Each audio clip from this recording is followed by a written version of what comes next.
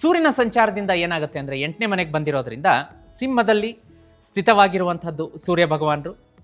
ಒಂದು hidden matters, ಯಾವುದೋ ನಿಮ್ಮ ಕುಟುಂಬದಲ್ಲಿ ಜಗಳ ನಡೀತಾ ಇತ್ತು, ಆಸ್ತಿಗೋಸ್ಕರ ಗಲಾಟೆ, ಮನಸ್ತಾಪ, ಕಿರಿಕಿರಿ, ಅಥವಾ ಹೆಂಡತಿ ಮನೆ ಬಿಟ್ಟು ಹೋಗಿರುವಂಥದ್ದು, ತವ್ರ ಮನೆಗೆ ಜಗಳ ಮಾಡಿಕೊಂಡು, ಅಥವಾ ನಿಮ್ಮ ಸಹೋದರರು ಮನೆ ಬಿಟ್ಟು ಹೋಗಿರುವಂಥದ್ದು, ಕುಟುಂಬದ ಸದಸ್ಯರಿಂದ ಯಾರು ದೂರ ಹೋಗಿರ್ತಾರೆ ಕುಟುಂಬದಿಂದ, ಆ ಸದಸ್ಯರು ಮತ್ತೆ ವಾಪಸ್ ಬರುವಂತಹ ವಾರ ಅಂತ ತೋರಿಸ್ತಾ ಇದೆ. ಕಾಂಗ್ರ್ಯಾಚುಲೇಷನ್ಸ್ ಅಂತ ಹೇಳಕ್ಕೆ ಇಷ್ಟಪಡ್ತೀನಿ.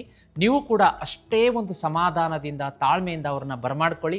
ಒಟ್ಟಾಗಿರಿ, ಒಗ್ಗಟ್ಟಾಗಿರಿ, ಸಂಸಾರ ಒಡೆದು ಹೋಗಬಾರ್ದು, ಒಂದೇ ಇರಬೇಕು ಅನ್ನೋದು ಎಲ್ಲರ ಅಭಿಲಾಷೆ. ಅದೇ ರೀತಿ ಬುಧನ ಸಂಚಾರದಿಂದ ಏನಾಗುತ್ತೆ ಅಂದರೆ ಇಲ್ಲಿ ಪ್ರಾಬ್ಲಮ್ಗಳು ಸಾಲ್ವ್ ಆಗ್ತಾ ಬರುತ್ತೆ.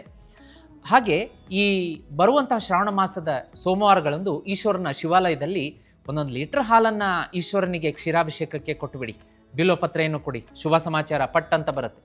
ಗುರುಗ್ರಹದ ಸಂಚಾರದಿಂದ ಹಿರಿಯರ ಆಶೀರ್ವಾದ ಬೇಕು, ಗುರುಗಳ ಆಶೀರ್ವಾದ ಬೇಕಾಗುತ್ತೆ. ಗುರುಗಳ ಹಿರಿಯರ ಆಶೀರ್ವಾದ ಅಂದರೆ ಬೆಳಗ್ಗೆ ಎದ್ದುಬಿಟ್ಟು ನಿಮ್ಮ ಮನೆಯಲ್ಲಿ ಹಿರಿಯರ ಪಾದವನ್ನು ಮುಟ್ಟಿ ನಮಸ್ಕಾರ ಮಾಡೋದ್ರಿಂದ ಗುರುಗಳ ಆಶೀರ್ವಾದ ಸಿಕ್ಕೇ ಬಿಡುತ್ತಲ್ಲ, ಮತ್ತಿನ್ನೇನು. ಬರುವಂತಹ ಗುರುವಾರ ರಾಘವೇಂದ್ರ ಸ್ವಾಮಿಗಳ ಮಠಕ್ಕಾಗಬಹುದು, ಅಥವಾ ಗುರು ದೇವದತ್ತರ ಮಂದಿರ, ಸಾಯಿಬಾಬಾ ಮಂದಿರ, ಗುರುಗಳ ದೇವಾಲಯಕ್ಕೆ ಹೋಗ್ಬಿಟ್ಟು ಒಂದು ಸ್ವಲ್ಪ ನಮಸ್ಕಾರ ಮಾಡಿ ಬನ್ನಿ. ಅಲ್ಲೇನಾದರೂ ಕಾಯಿ ಹಣ್ಣು ಕೊಡಿ, ನೈವೇದ್ಯಕ್ಕೆ ಪ್ರಸಾದಕ್ಕೆ ಸೇವೆ ಮಾಡಿ, ಒಳ್ಳೆಯದಾಗುತ್ತೆ. ಅದೇ ರೀತಿ ಇನ್ನು ಈ ವಾರ ಬರುವಂತಹ ವೃತ್ತಿ, ವ್ಯಾಪಾರ, ವ್ಯವಹಾರ, ದಾಂಪತ್ಯ ಎಲ್ಲವನ್ನ ನೋಡಲಿಕ್ಕಾಗಿ ಇಲ್ಲಿ ಗುರುಗ್ರಹ 7ನೇ ಮನೆಗೆ ಬಂದಿರೋದ್ರಿಂದ ನಿಮಗೆ ಫೇವರೇಬಲ್ ವಾರ. ಯಾವುದಕ್ಕೆ? ದಾಂಪತ್ಯಕ್ಕೆ, ಪ್ರೇಮಿಗಳಿಗೆ ಬಹಳ ಶುಭ. ಮನೆಯಲ್ಲಿ ಸಂತೋಷದ ವಾತಾವರಣ ಇರುತ್ತೆ, ಏನೂ ಚಿಂತೆ ಮಾಡಬೇಕಾದಂಥ ಅವಶ್ಯಕತೆ ಇಲ್ಲ. ಮಕರ ರಾಶಿಯವರು ಮನೆತನ ಎಲ್ಲ ಚೆನ್ನಾಗಿ ಹೋಗುತ್ತೆ. ವೃತ್ತಿ, ವ್ಯಾಪಾರ, ವ್ಯವಹಾರ ಅಂತ ಬಂದಾಗ ಒಂದು ಸ್ವಲ್ಪ ನಿಮ್ಮ ಕೊಲೀಗ್ ನಿಮಗೆ ಶತ್ರು ಆಗುವಂಥದ್ದು, ಅದನ್ನು ಸ್ವಲ್ಪ ಜಾಣ್ಮೆಯಿಂದ ಹ್ಯಾಂಡಲ್ ಮಾಡ್ಕೊಳ್ಳಿ. ವ್ಯಾಪಾರಿಗಳಿಗೆ ಏನಾಗುತ್ತೆ ಅಂದರೆ ಪಕ್ಕದ ಅಂಗಡಿಯವರೇ, ಅಕ್ಕಪಕ್ಕದ ಅಂಗಡಿಯವರೇ ನಿಮಗೆ, ಆಲ್ದೋ ನಿಮ್ಮ ಒಂದು ಬಿಸ್ನೆಸ್ ಏನಿರುತ್ತೆ ಅವ್ರ ಬಿಸ್ನೆಸ್ಸು ಬೇರೆ ಬೇರೆ. ಈಗ ನಿಮ್ಮದು ರೇಷನ್ ಅಂಗಡಿ ಇದ್ದರೆ ಅವ್ರದ್ದು ಯಾವುದೋ ತರಕಾರಿ ಅಂಗಡಿ ಇರುತ್ತೆ, ಅವ್ರು ನಿಮಗೆ ಕಾಂಪಿಟೇಟರ್ ಅಲ್ವೇ ಅಲ್ಲ. ಆದರೂ ಕೂಡ ನಿಮ್ಮ ಅಂಗಡಿಗೆ ಬರುವಂಥ ಗ್ರಾಹಕರನ್ನ ಅವರು ಕೆಡಿಸುವಂಥ ಕೆಲಸ ಮಾಡ್ತಾರೆ. ಅವ್ರ ಮೇಲೆ ಒಂದು ಕಣ್ಣಿರಲಿ, ಜಾಗ್ರತೆ. ಇನ್ನು ವಿದ್ಯಾರ್ಥಿಗಳಿಗೆ ಅಂತ ಬಂದಾಗ 9ನೇ ಮನೆಗೆ ನೋಡಿ ಶುಕ್ರ ಬಂದಿರುವುದು. ಇದರಿಂದ ಏನಾಗುತ್ತೆ ಅಂದರೆ ಮೈನರ್ ಡೌಟ್ಸ್, ಮೇಜರ್ ಪ್ರಾಬ್ಲಮ್ಸನ್ನು ನೀವು ರಿಸಾಲ್ವ್ ಮಾಡ್ಕೋತೀರಾ. ಗುರು ಹಿರಿಯರ ಆಶೀರ್ವಾದ ತಗೋತೀರಾ.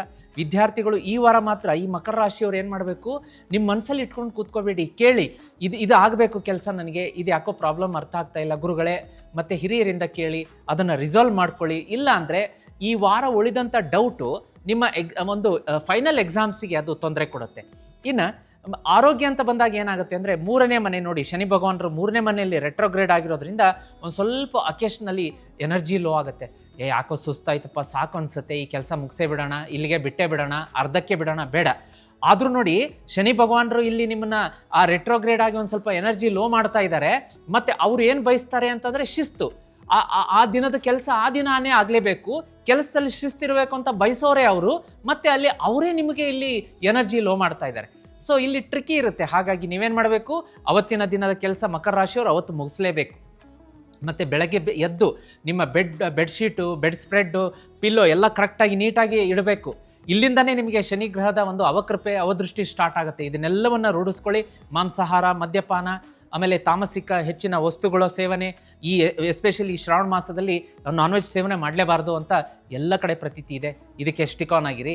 ಅದೇ ರೀತಿ ಈ ಲಕ್ಕಿ ಎಲಿಮೆಂಟ್ಸ್ ಅಂತ ನೋಡ್ಲಿಕ್ಕೆ ಬಂದಾಗ ಚಾರ್ಕೋಲ್ ಗ್ರೇ ಮತ್ತು ರಾಯಲ್ ಬ್ಲೂ ಬಣ್ಣ ಆಗುತ್ತೆ. ನಂಬರ್ 8 ಒಂದು ಲಕ್ಕಿ ನಂಬರ್ ಇರುತ್ತೆ. ಶನಿವಾರ ಮತ್ತು ಗುರುವಾರ ಗುಡ್ ನ್ಯೂಸ್ ಬರುವಂಥ ಸಾಧ್ಯತೆ ಇದೆ. ಪಶ್ಚಿಮ ದಿಕ್ಕಿನಿಂದ ಶುಭ ಸಮಾಚಾರ ಬರುತ್ತೆ. ಅದೇ ರೀತಿ ಈ ವಾರ 2 ರೆಮಿಡಿಯನ್ನು ಹೇಳ್ಕೊಡ್ತೀನಿ ವೀಕ್ಷಕರೇ. ಅದಕ್ಕಿಂತ ಮುಂಚಿತವಾಗಿ ಇಂಪಾರ್ಟೆಂಟ್ ಒಂದು ಅನೌನ್ಸ್ಮೆಂಟ್ ಇದೆ. ಅದೇನಪ್ಪ ಅಂದರೆ ಶ್ರಾವಣ ಮಾಸ ನಡೀತಾ ಇದೆ. ಶ್ರಾವಣ ಮಾಸ ಅಂದ್ರೇನು? ಶ್ರಾವಣ ಹೆಸರಲ್ಲೇ, ಅಂದರೆ ಅದರ ಅರ್ಥ ಕೇಳು ಅಂತ ಹೇಳಿ. ಭಗವಂತ ಸಾಕ್ಷಾತ್ ಪರಮೇಶ್ವರ ಭಕ್ತರ ಕಷ್ಟಗಳನ್ನು ನಾನು ಕೇಳ್ತೀನಿ ಅಂತ ಈ ತಿಂಗಳಲ್ಲಿ ಖುದ್ದಾಗಿ ಕೂರುವಂಥದ್ದು. ಹಾಗಾಗಿ ಈ ತಿಂಗಳನ್ನು ನೀವು ಪ್ರಾಪರಾಗಿ ಯುಟಿಲೈಸ್ ಮಾಡ್ಕೊಳ್ಳಿ. ವೇದಿಕೆಯನ್ನು ಕೊಡ್ತಾ ಇದ್ದೀವಿ ನಿಮಗೆ. ಸ್ಕ್ರೀನ್ ಮೇಲೆ ಒಂದು ನಂಬರ್ ಕಾಣಿಸ್ತಾ ಇದೆಯಲ್ಲ, ಅದಕ್ಕೆ ವಾಟ್ಸಪ್ ಮಾಡಿ. ನಮ್ಮ ಕಷ್ಟಗಳು ಮತ್ತು ಯಾವ ಕೆಲಸ ಆಗಬೇಕು ಅದನ್ನು ಟೈಪ್ ಮಾಡಿ. 1 by 1 ಏನೇನು ಸಮಸ್ಯೆ ಇದೆ, ಸಾಲ ತೀರ್ತಾ ಇಲ್ಲ, ಮಕ್ಕಳ ಮಾತು ಕೇಳ್ತಾ ಇಲ್ಲ, ಗಂಡ ಮಾತು ಕೇಳ್ತಾ ಇಲ್ಲ, ಹೆಂಡತಿ ಮಾತು ಕೇಳ್ತಾ ಇಲ್ಲ, ಸಾಲದಿಂದ ಹೊರಗಡೆ ಬರೋಕ್ಕಾಗ್ತಾ ಇಲ್ಲ, A to Z ಲೀಸ್ಟ್ ಮಾಡಿ. ಅದ್ರ ಕೆಳಗಡೆ ಯಾವ ಕೆಲಸ ಆಗಬೇಕು ಲೀಸ್ಟ್ ಮಾಡಿ. ಮತ್ತು ನಿಮ್ಮ ಹೆಸರು, ನಿಮ್ಮ ಫ್ಯಾಮಿಲಿ ಮೆಂಬರ್ ಹೆಸರನ್ನು ಅದರಲ್ಲಿ ಟೈಪ್ ಮಾಡಿಬಿಟ್ಟು ಆ ನಂಬರ್ಗೆ ವಾಟ್ಸಪ್ ಮಾಡಿ. ಮುಂದಿನದನ್ನು ನಮ್ಮ ತಂಡ ನೋಡ್ಕೊಳ್ಳುತ್ತೆ. ಶ್ರೀಚಕ್ರ ಯಂತ್ರವನ್ನು ನಿಮಗೆ ಯಾವ ವಿಶ್ ಆಗಬೇಕು ಅದ್ರ ಮೇಲೆ ಸಿದ್ಧಿ ಮಾಡಿಸಿ 30 ರಿಂದ 40 ದಿವಸ ಆದಮೇಲೆ ಮನೆಗೆ ಕಳಿಸುತ್ತೆ. ಮನೆಗೆ ಬಂದಮೇಲೆ ಅದನ್ನು ಪೂಜೆ ಮಾಡೋಕ್ಕೆ ಶುರು ಮಾಡಿ ನಿಮ್ಮ ಜೀವನದ ಸಕಲ ಸಂಕಷ್ಟಗಳು ಮಂಜಿನಂತೆ ಕರಗುತ್ತೆ ವೀಕ್ಷಕರೇ. ಲಕ್ಷಾಂತರ ಜನಕ್ಕೆ ನಾನು ಎನರ್ಜೈಸ್ ಮಾಡಿಕೊಟ್ಟಿದ್ದೀನಿ, ಎಲ್ರಿಗೂ ಒಳ್ಳೆಯದಾಗ್ತಾ ಇದೆ. ಸುಮಾರು ಜನ ನಮ್ಮ ವೀಕ್ಷಕರು, ಈ ನಮ್ಮ ಭಕ್ತರು ಪಾಡ್ಕಾಸ್ಟ್ ಸ್ಟುಡಿಯೋಗೆ ಲೈವಲ್ಲಿ ಬಂದು ಡೈಲಿ ಮಾತಾಡ್ತಾ ಇರ್ತಾರೆ. ಶ್ರೀಚಕ್ರ ಯಂತ್ರದಿಂದ ನನಗೆ ಹಿಂಗೆ ಒಳ್ಳೇದಾಯಿತು ಗುರುಗಳೇ, ಆ ರೀತಿ ಆಯಿತು.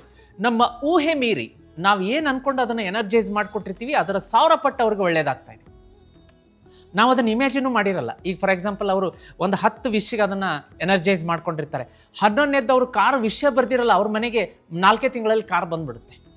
ಶ್ರೀಚಕ್ರ ಯಂತ್ರ ಬಂದ ಮನೆಗೆ ಹಾಗೇನೆ ಸಾಕಷ್ಟು ಹಣ ಬರುತ್ತೆ, ಮದುವೆ ಸೆಟ್ ಆಗುತ್ತೆ, ಸಂತಾನ ಪ್ರಾಪ್ತಿ ಆಗುತ್ತೆ, ನೀವೆಲ್ಲ ಕೇಳಿದ್ದೆಲ್ಲ ಸಿಗುತ್ತೆ. ಬುಕ್ ಮಾಡ್ಕೊಳ್ಳೋದಕ್ಕೆ ಸ್ಕ್ರೀನ್ ಮೇಲೆ ನಂಬರ್ ಕಾಣಿಸ್ತಾ ಇದೆ. ಶ್ರಾವಣ ಮಾಸದ ವಿಶೇಷ ಪೂಜೆ ನಡೀತಾ ಇದೆ, ಮಿಸ್ ಮಾಡ್ಕೋಬೇಡಿ, ಈಗಲೇ ಬುಕ್ ಮಾಡ್ಕೊಳ್ಳಿ. ಅದೇ ರೀತಿ ಬರುವಂತಹ ಶನಿವಾರ ನೀವು ಆಂಜನೇಯನ ದೇವಸ್ಥಾನಕ್ಕೆ ಹೋಗ್ಬಿಟ್ಟು 1 ಲೀಟರ್ ಎಣ್ಣೆಯನ್ನು ಆಂಜನೇಯನ ಮುಂದಿರುವಂತಹ ಏನು ದೀಪ ಇರುತ್ತಲ್ಲ ಅದಕ್ಕೆ ಎಣ್ಣೆ ಕೊಡಬೇಕು. ಎಣ್ಣೆ ಕೊಡೋದಕ್ಕಿಂತ ಮುಂಚೆ ನಿಮ್ಮ ಮುಖ ನೋಡ್ಕೊಂಡು ಎಣ್ಣೆ ಕೊಡಿ. ನೋಡಿ, ಸಂಕಲ್ಪ ಈಗಲೇ ಮಾಡ್ಕೊಳ್ಳಿ, ಮಿರಾಕಲ್ ರಿಸಲ್ಟ್ ಬರುತ್ತೆ. ಅದೇ ರೀತಿ ಮನೆಯಿಂದ ಪ್ರತಿದಿನ ನೀವು ಯಾರು ಕೆಲಸಕ್ಕೆ ಹೊರಡ್ತೀರಿ, ನಿಮ್ಮ ಮನೆಯ ಸ್ತ್ರೀಯರಿಂದ ಒಂದೇ 1 ಲೋಟ ನೀರನ್ನು ಇಸ್ಕೊಂಡು ಕುಡಿದು ಅವ್ರ ಕೈ ಕೊಟ್ಟು ಹೊರಡಿ. ಚಂದ್ರ, ನೀರು, ಚಂದ್ರ ಮನಸ್ಕಾರಕ, ಆ ದಿನದ ಎಲ್ಲ ಕೆಲಸಗಳು ಸಕ್ಸಸ್ ಆಗುತ್ತೆ. ವಾರ ಪೂರ್ತಿ 6 ಕಾಳುಮೆಣಸು ನಿಮ್ಮ ಜೇಬಲ್ಲಿರಲಿ. 1 ವಾರ ಆದಮೇಲೆ ಅದನ್ನು ಮರದ ಕೆಳಗಡೆ ಹಾಕ್ತೀವಿ. ಇಷ್ಟು ಸಾಕು.